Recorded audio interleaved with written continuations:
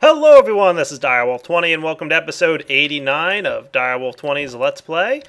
Just logging in today because there's a couple tweaks I want to make to this system. Here's a little trick I didn't know about, believe it or not. Didn't know this one. The alchemical chest can serve as a output inventory for the item that I just placed down here, the good old red matter furnace. So all I gotta do is place down my alchemical chest, like so, and then throw the gem of eternal density in there, as well as, you know, whatever other goodies I had from before.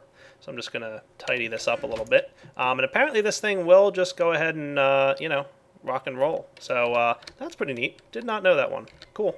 Gonna have to remember that. It's a good trick. Now I had another gravity black hole band thingy around here somewhere. Not sure what I did with it, but I'm not going to worry about it. So this thing is apparently going to dump straight into here when I cook stuff. Let's see if that's true. Maybe it needs that black hole band? I don't know what happened to the other one. I'll go find it. Okay. Oh yeah, there we go. It stores that in there, but then it dumped, I guess the glass went straight into here. Cool! Alright, that works for me. Well, I'll keep this guy over here. Oh yeah, that's right, I didn't have a black hole band in this one. That makes sense. Alright, yeah, so everything looks good. That's cool. So once it has, you know, it keeps it in here, but if there's any more to put in, it goes straight over to here. Interesting. Cool, good to know. Anyway, yep, episode 89, just getting started. Got those comments from last episode, so I wanted to be sure to make that quick correction. So it didn't need that whole complicated filter system. I like it. So now I've got some more EMC. I'm pretty low in here. I could, of course, go grab the pair of red matter that I've got sitting here and toss it right in. Oh, there we go. Now we're up over 1 million. That makes me feel a little bit better. And let's go check on our farms real quick. I think I cleared them out pretty, or checked on them at the end of last episode, but I did not clear them out. How's this guy doing for bone meal? He's doing all right. I'm just going to grab about 8 diamonds and throw it into the bone meal chest. Oh, much better. Cool.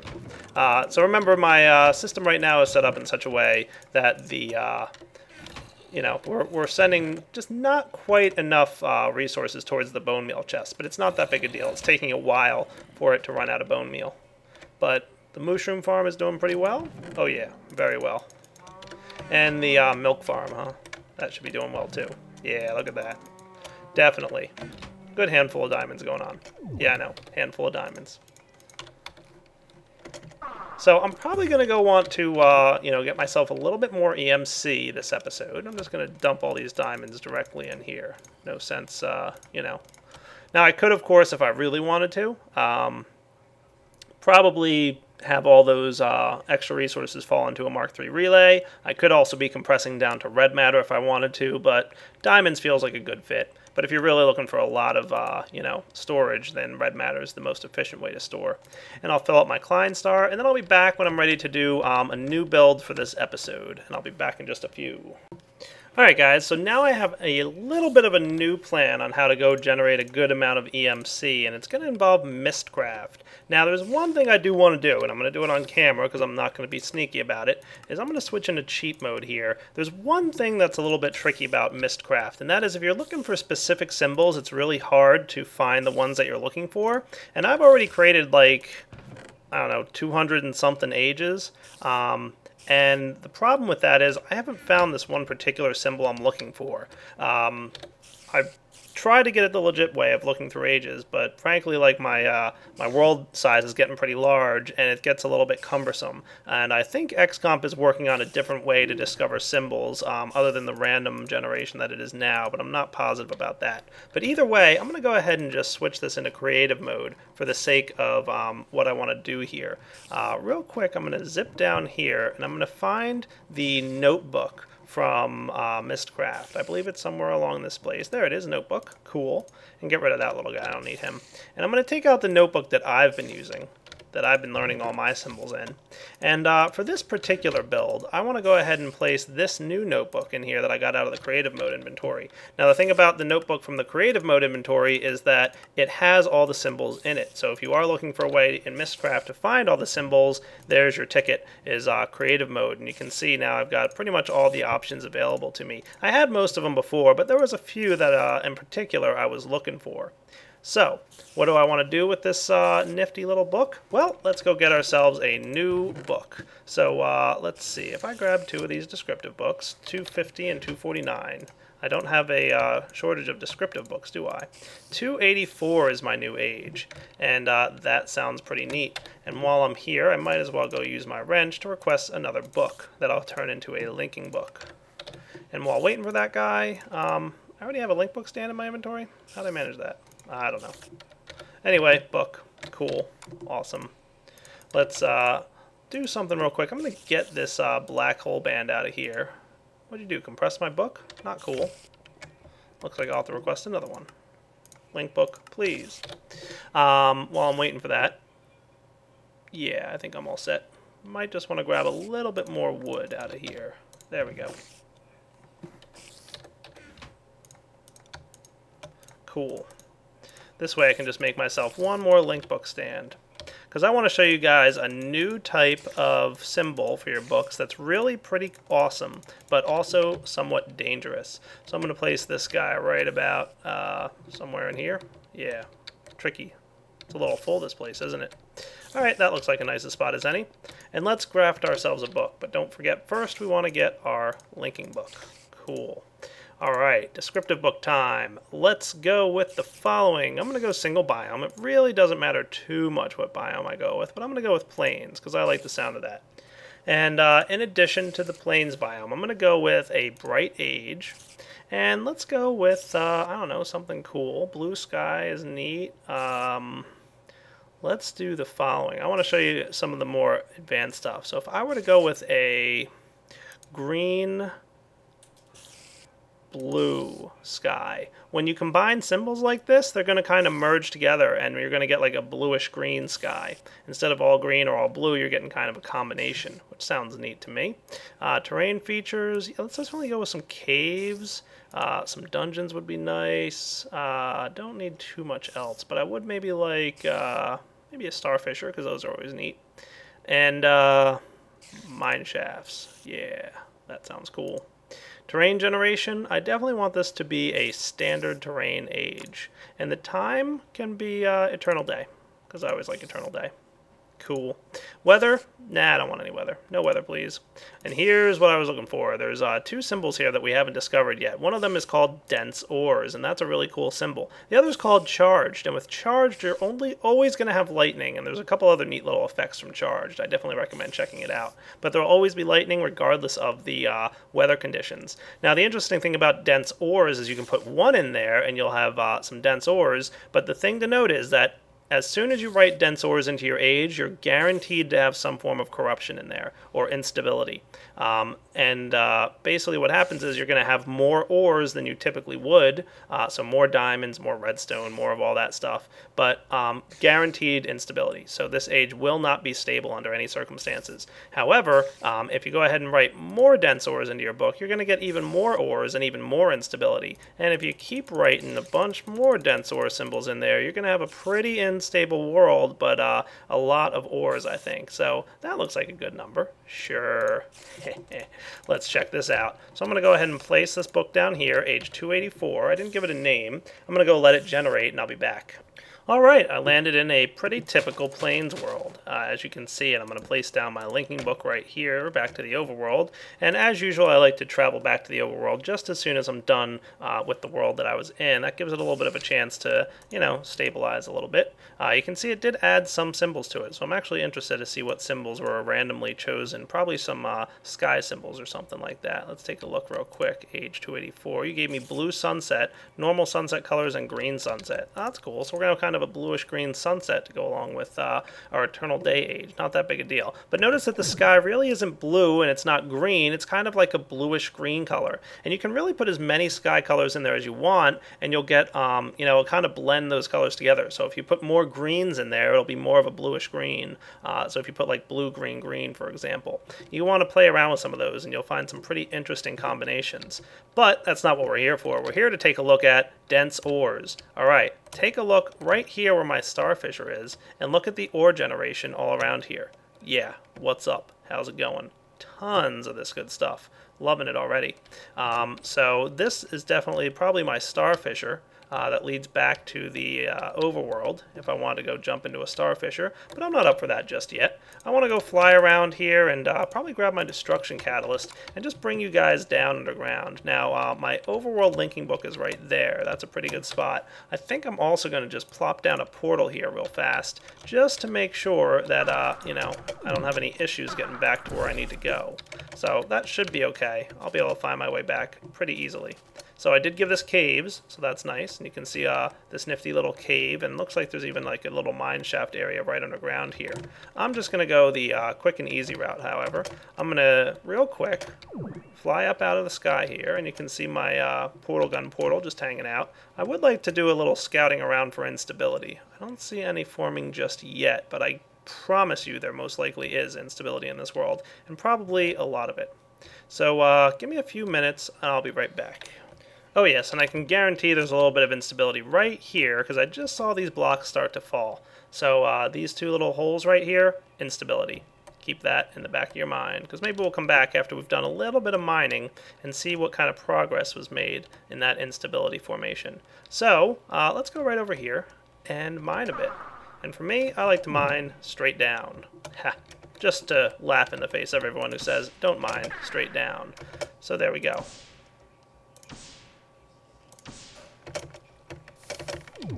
And that's why you shouldn't mine straight down, by the way. Look at that diamond generation. Ho, ho, ho, ho. How's it going, diamonds? Yeah, serious business. Wow. So that is what the dense ores age does. It's very unstable, and it definitely adds a lot of ores. I'm just really curious. I don't have this thing in here, right? Yeah, nope, we're cool for now. So what I'm going to do is just right-click on all these diamond veins that are right here, and you can see I just got a ton of diamonds. How many diamonds? 47. Whoa, yeah. That's how many diamonds were in the vein that I just collected. And look at this as I get attacked by some bad guys. How's it going, bad guys? Nice to see you here. I should probably get some stuff going. Alright, just wanted to make sure I was being safe. But yeah, look at the, wow. Dense ores is really not an understatement in any way. It is totally accurate in its statement of being dense ores. Holy cow. So just poking around for a few minutes down here, I already found like 2 stacks of diamond. Yeah. But like I said, serious instability is like the balancing act that we've got here on this thing. And this wouldn't be the case if we had just done 1 dense ores. This is only the case because we did as many as we did. So the more dense ore symbols, like I said, the more encryption, or, problems that we have. So let's let this stuff all condense down to some red matter. And I'm going to go fly around down here and just check on, maybe real quick, I want to sneak over to my instability that I just happen to know is over in this general area. Yeah, I think this is where the instability was a minute ago. Now it's growing already. So I would really like to get you guys to see what an unstable world looks like after it's been through some of its paces. But before I do that, I'm just going to fly right down here and start collecting good amounts of ore and whatnot. Ha! That is fun. Using this big old nasty tool right through this system. Ha! Cool. So right through these mine shafts and stuff. Nice. OP? Totally. Fun? Very. So gonna make sure all the stuff gets in there. Remember, it's important to kind of clean your inventory every now and then, just because of the way stuff, if this bag's full, it's not gonna properly pull everything in. There we go. Wow. Yeah. When he said dense ores, he really, really meant it. Dude, this is ridiculous. I love it.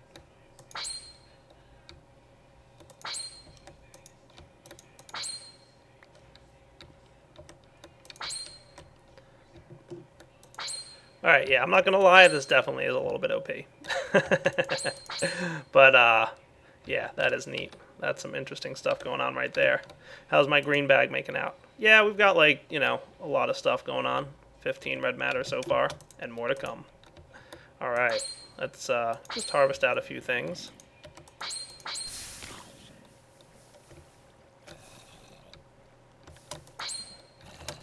Well, this will definitely get me closer to my goal of EMC. I'm liking that. Literally at this level, it's almost like stone is the rarer resource. I'm having trouble finding spots to right-click on. Because if you right-click on an ore, it's just going to harvest that ore. What you really want to do is hit a piece of stone so it takes out the big old chunk at a time. Yep, pretty crazy. You guys always did say you wanted to see me mine more. Alright, how are we doing? Pretty good. Almost have a bag completely full of ores, which is probably, you know, a good sign. 31 red matter in there. Cool. 32. Still collecting. Let's head back up to the surface at some point here pretty soon. I believe my surface protrudes. There it is. Yep. Maybe just get a few more items while flying around down here. Oh yeah. Crazy.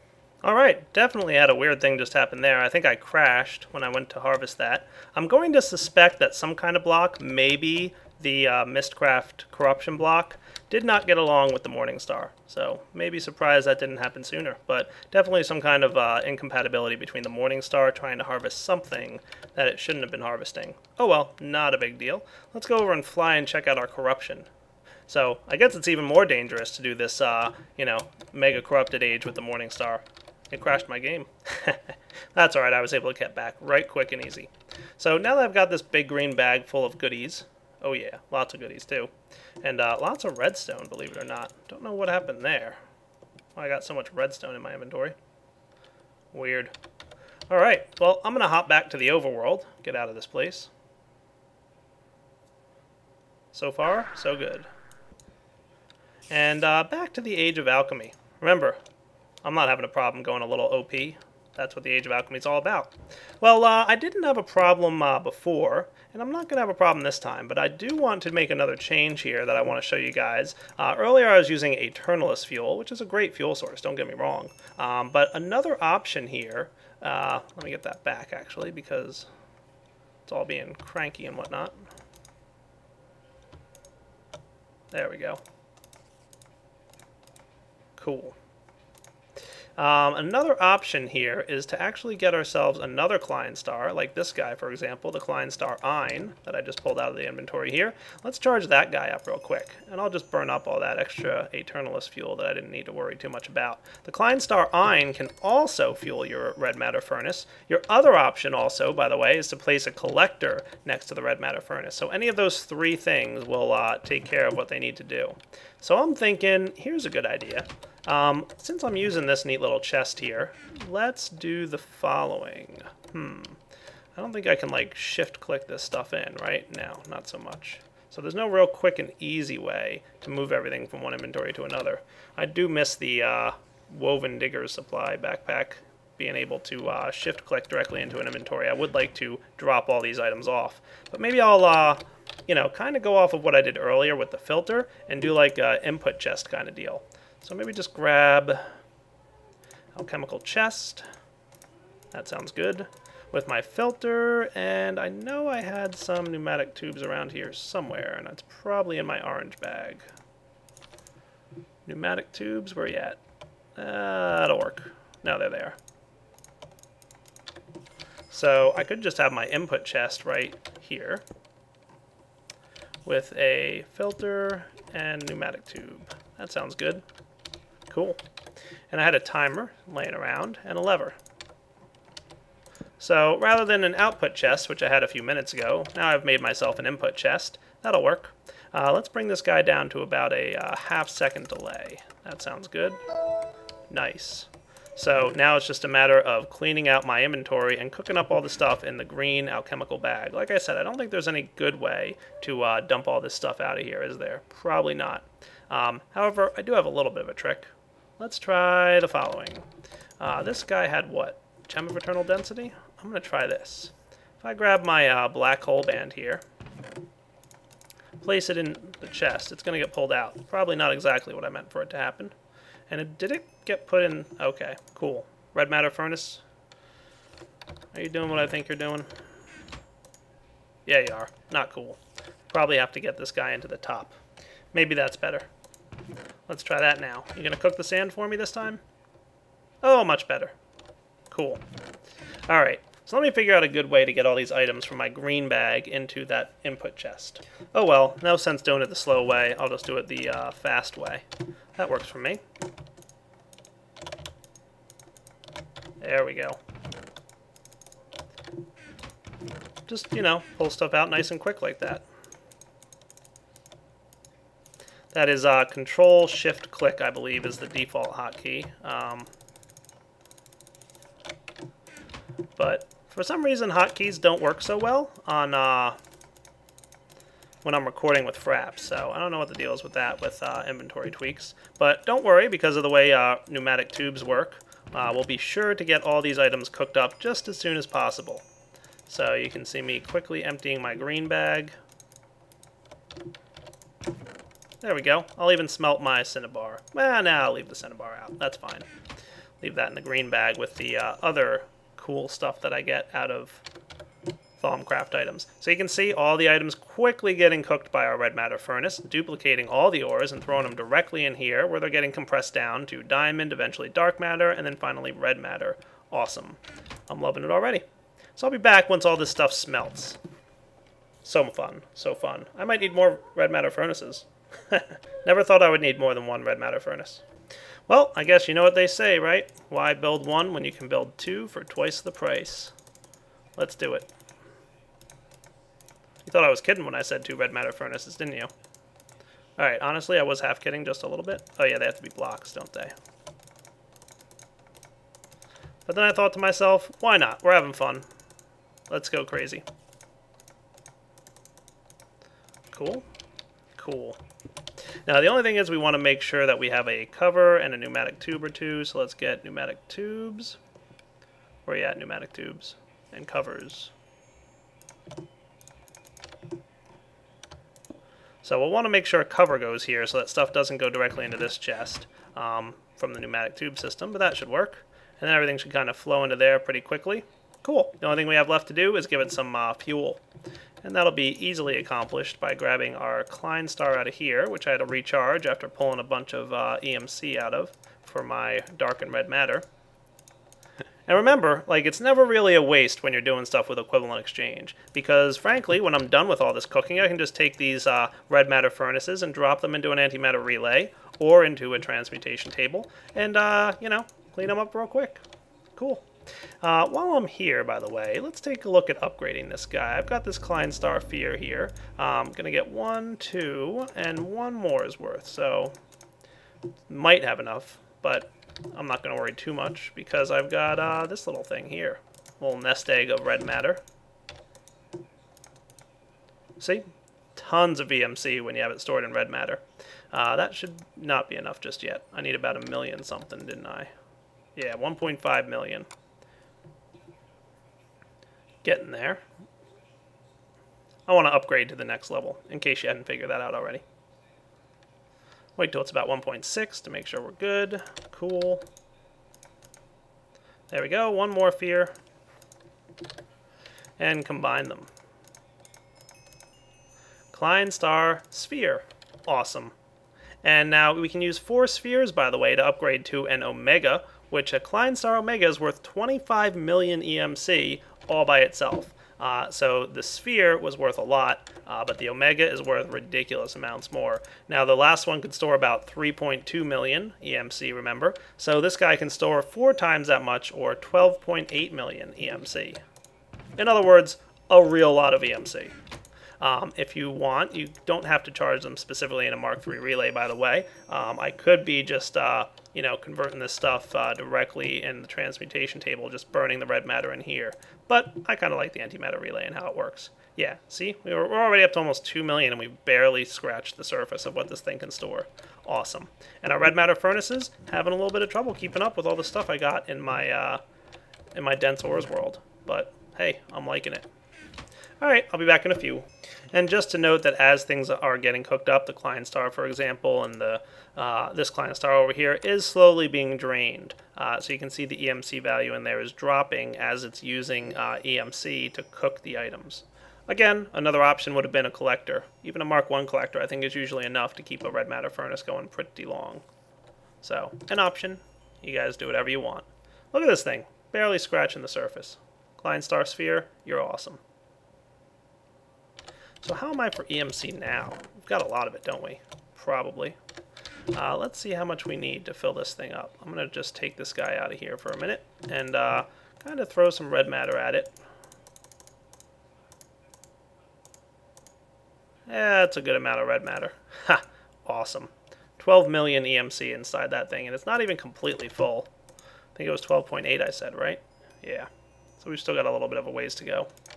Anyway, I want to grab a few items now that I tried to make last episode and didn't have quite the resources for, but now I do. So I'm going to get out of here using this thingy. 1, 2, 3, 4, 5, 6, 7, 8, 9, 12 of you. And I want to get 1... No, not you. 4 of you. That looks good. And I'll burn up some more of the red matter that I've got to recharge my Klein star. A little bit. And then over here, let's drain the Klein energy straight out and then harvest this stuff. And I'm going to shrink down this thing's power because we don't want to have it going too crazy, do we? Nope, we don't. Alright, let's see. Do I have everything I need or do I need one more collector? I think I need one more. Thought I had enough. It didn't go in here or anything, did it? Nah, it did. Cool. That's why. Don't ask me why some of them did and some of them didn't. I don't know. And I need some more of you and maybe just a little bit of sand. But I'm not going to worry about that stuff right now. So where do I want to build my solar flower of collectors and relays and all that cool stuff? And the one thing I do want to grab is one more piece of red matter. Maybe even a diamond or so. Yeah, I just want a diamond for a minute. And where'd my Klein star go? Did I drop it on the ground? Probably. If I did, it went into here.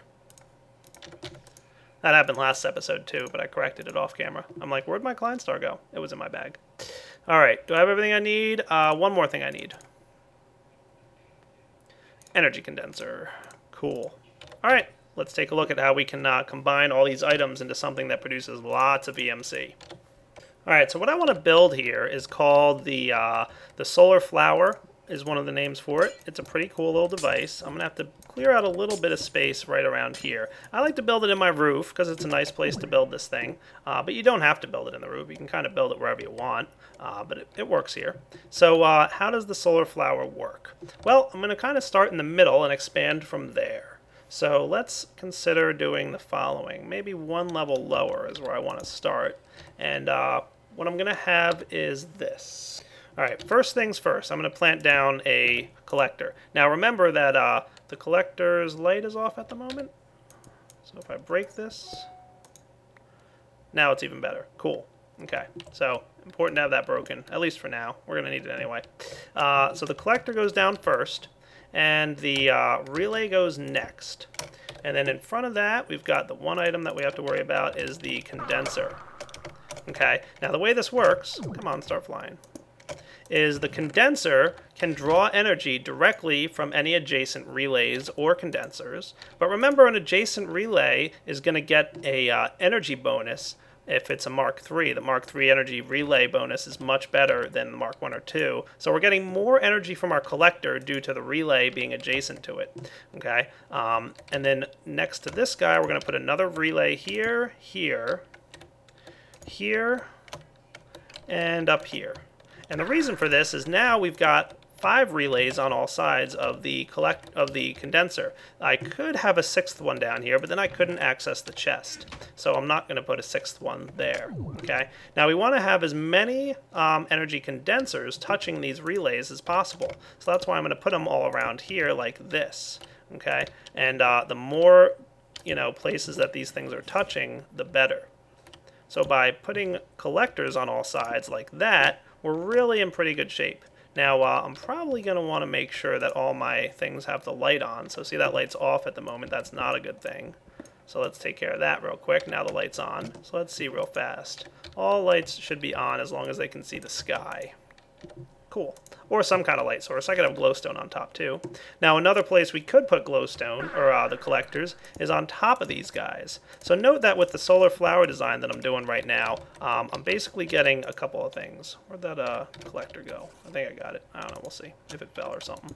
I'm pretty much covering as many sides of the relays as possible with collectors. So see how that's working? So now the relay that's inside here, this guy, okay, is you know, surrounded on now 5 sides by the collectors and 1 side by the condenser. I have a hunch that it fell in here. I was right. And the same for this relay. Okay, this relay is touching the condenser on 1 side, and it's got collectors on all its other sides, except for 1, and that's what we're going to go remedy right now. The bottom. So we need to get some condensers on the bottom. Cool. Did you fall in here again? Yeah, you did. No, I had enough. See? So that's how your solar flower works. Is basically we've got 17 collectors and 5 antimatter relays. And the antimatter relays are surrounded on as many sides as possible by collectors. And the collectors can all see the sky, so you can see that they're all nice and brightly lit up and everything's cool. The only ones that can't see the sky are these guys down here that are underneath the energy antimatter relays, but they still have a light because Mark III relays and condensers all give off a maximum light level. So because of that, they're all getting light. So that's pretty cool. So now we've got all this energy building up inside. So let's start converting them into diamonds, for example. Sweet.